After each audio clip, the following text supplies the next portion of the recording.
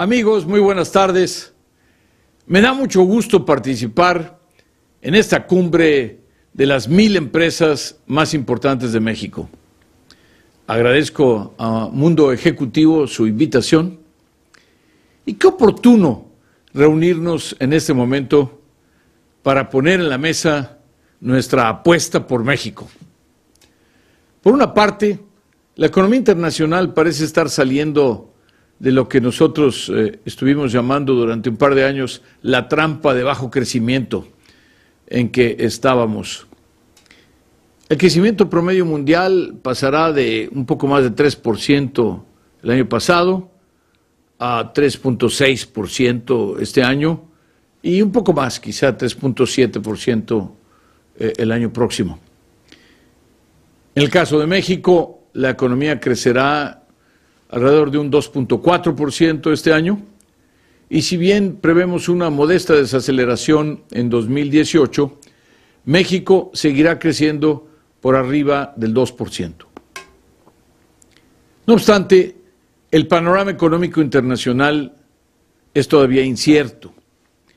El ritmo de crecimiento promedio anual del comercio internacional, que hoy ya finalmente está cerca del 4%, pero sigue siendo más o menos de la mitad del que tendría que estar, en virtud de que normalmente el comercio internacional debe estar creciendo al doble de la economía del mundo. Las tasas de empleo, por otro lado, están mejorando, pero la calidad de los empleos y de los salarios no se ha recuperado. Y a esto se añaden varias fuentes de incertidumbre. El cambio de énfasis de la política comercial de Estados Unidos de multilateral a bilateral, la anulación de la participación de los propios Estados Unidos en el acuerdo transpacífico, la renegociación del Tratado de Libre Comercio de América del Norte entre Estados Unidos, México y Canadá, e inclusive el correspondiente a Estados Unidos y Corea del Sur, que se está empezando a renegociar. Tenemos además en Europa el tema del Brexit, de la salida del Reino Unido del bloque europeo, y por otro lado, algunos casos de crecimiento excesivo, de crecimiento exagerado del crédito en algunos países emergentes, incluyendo algunos países emergentes muy grandes. Y tenemos el gran reto de que nos acaban de informar que en lugar de reducirse, resulta que las emisiones globales de dióxido de carbono están aumentando. Este es un poco el contexto, o parte del contexto en que se encuentra la economía mundial. Y ante este contexto tan complejo, la OCDE está recomendando una combinación de políticas monetarias, fiscales y de reformas estructurales enfocadas en el crecimiento incluyente y en un crecimiento sustentable.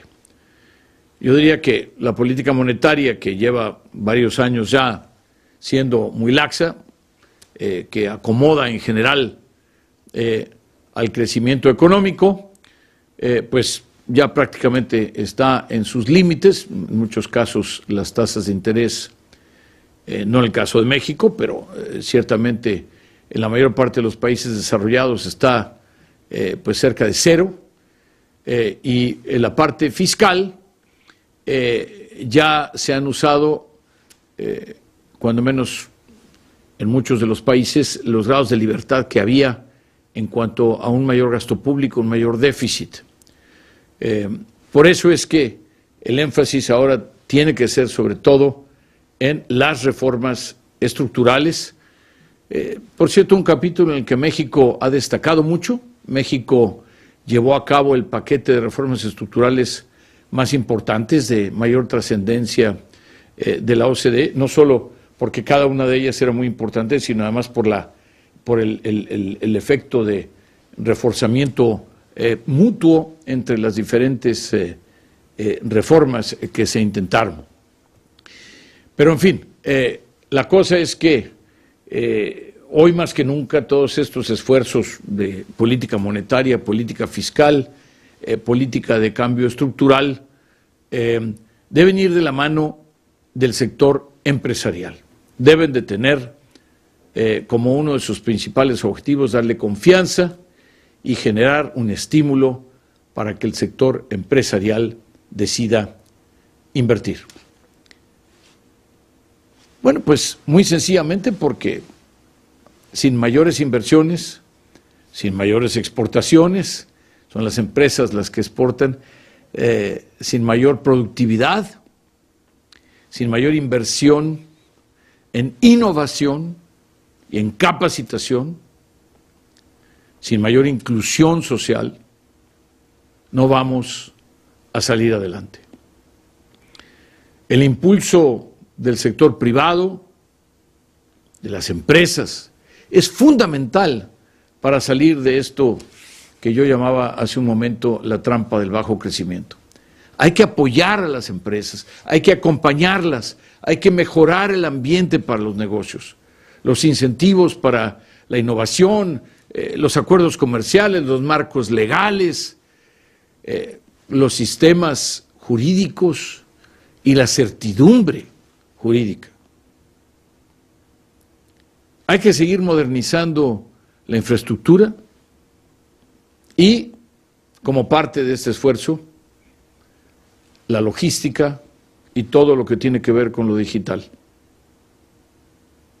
Pero también hay cuestiones de la calidad de gobierno. Hay, por lo tanto, que combatir la corrupción en todas sus formas, promover la integridad, promover la transparencia. Todo esto le toca al gobierno, son políticas públicas. Pero también las propias empresas tienen que mejorar, promoviendo la competencia, evitando la colusión, descartando el cohecho, cumpliendo con sus obligaciones fiscales, mejorando el gobierno corporativo de cada una de las empresas, invirtiendo en las habilidades y en las destrezas de su capital humano, pagando mejores salarios, invirtiendo,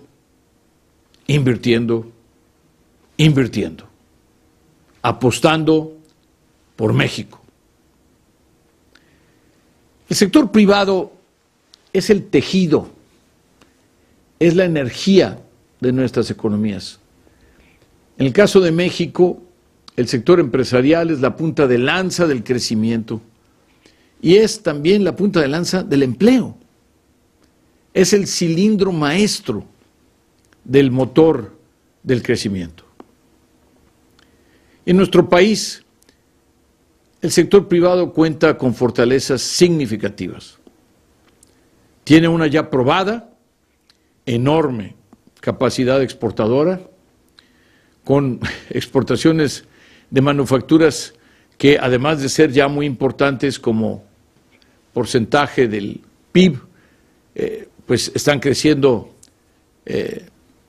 al 9%, ¿sí? De manera muy dinámica, a pesar de que la economía no se está comportando de manera tan dinámica, la economía mundial. Sin embargo, las exportaciones mexicanas siguen comportándose de manera pues muy vibrante, muy importante.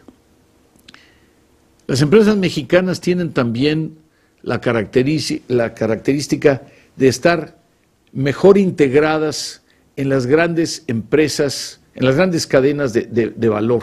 Es decir, las cadenas globales de valor se han formado a lo largo de décadas, pues dependiendo de las decisiones que toma cada una de las empresas en lo individual y de con quién se organiza para poder hacer sociedades, para poder hacer más competitivos, para ser más productivos Y en este caso, las empresas, más bien grandes, en el caso de México, se han integrado bien en las cadenas globales de valor. Una de las razones, por supuesto, es el hecho de que México tiene una de las más grandes redes de acuerdos de libre comercio de país alguno. Pero también, en el caso de México, lo que sucede es que las exportaciones están muy diversificadas, quiere decir, no dependen de un solo producto, no dependen de una materia prima o dos, etcétera. Ciertamente habría que reconocer que están muy concentradas en los Estados Unidos, pero están diversificadas en términos de los sectores. México lleva a cabo cerca del 42% de las exportaciones de bienes de América Latina y el 43% de las importaciones de la región. Es impresionante. Estamos hablando de que un solo país en una región tan grande prácticamente tiene la mitad del comercio de ida y vuelta, importación-exportación.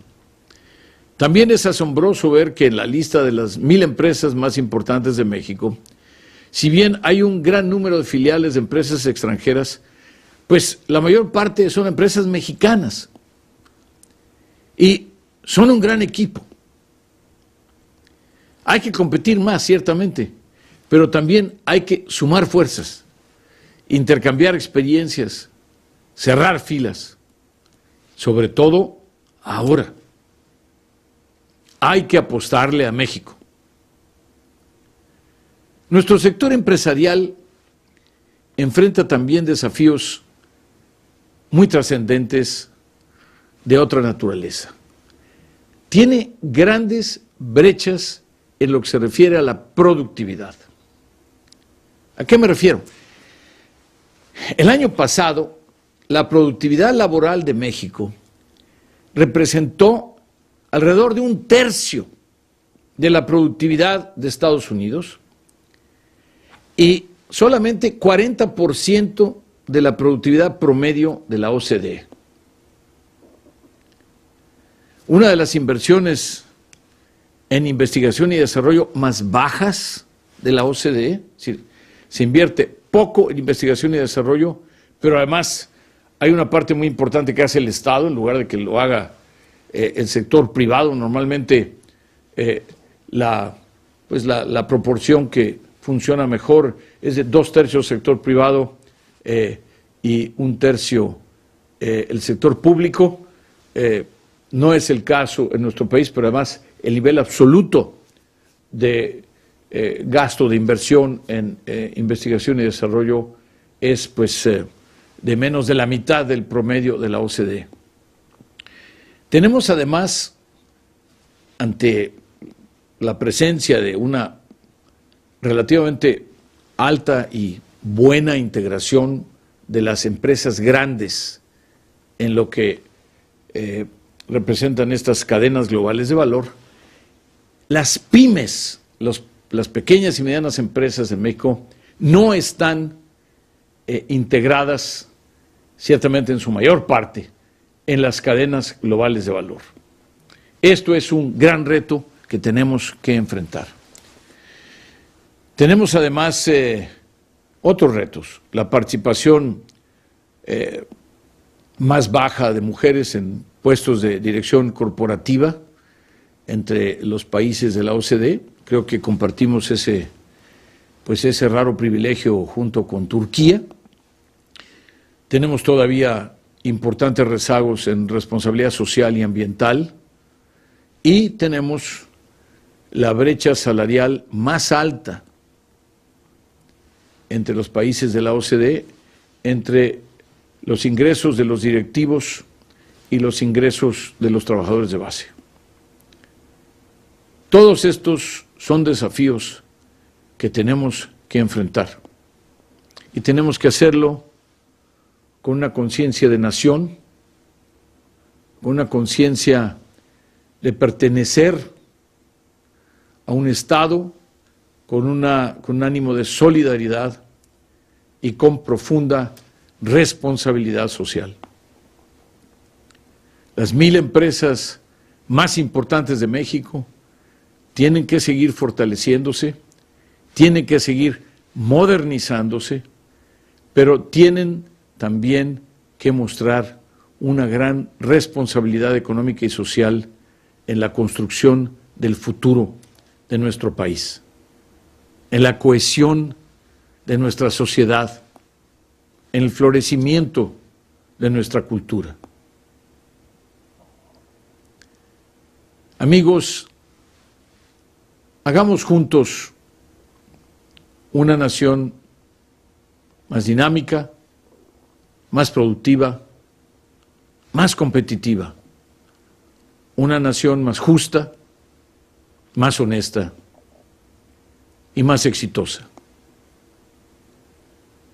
La Organización para la Cooperación y el Desarrollo Económicos, la OCDE, está lista para seguir apoyando a México y a su sector empresarial en este importante labor.